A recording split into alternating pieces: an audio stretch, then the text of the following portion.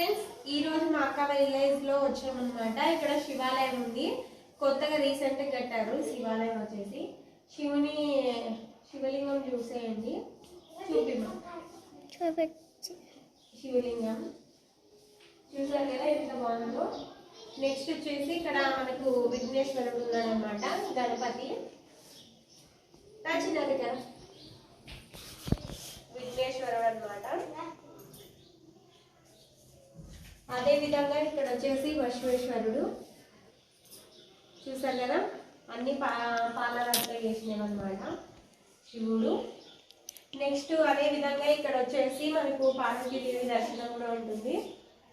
చాలా విధంగా మనకు శివాలయంలో పార్వతీదేవుని ఎక్కువ పెట్టారనమాట. ఈ ఊర్లో అయితే మనం పార్వతీదేవి విగ్రహాన్ని చూడొచ్చు, చూసారు కదా. అక్కడ వచ్చేసి గణపతి, ఇక్కడ శివుడు, ఇక్కడ పార్వతీదేవి. నెక్స్ట్ ఇక్కడ వచ్చేసి మనకు బసవేశ్వరుడు. ఇక్కడ వచ్చేసి మనకు గడ్డ దీపం అనమాట, 24 hours ఉంటుంది ఇక్కడ. దీపం వచ్చేసి ఎనికి జన్మ గండ దీపం వచ్చేసి 24 hours ఉంటుంది. ఇక్కడ ఒక క్యాన్ లో ఆయిల్ పెట్టేసి పైన పెట్టేశారు. 24 hours ఇది వెలుగుతూనే ఉంటుంది, చూసారు కదా.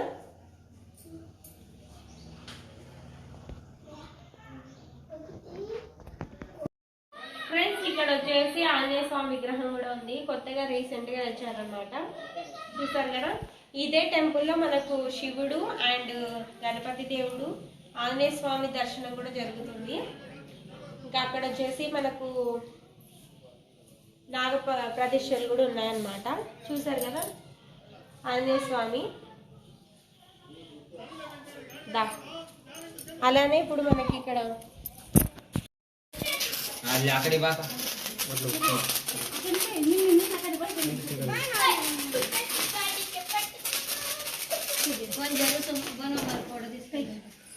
పైకి పట్టుకో.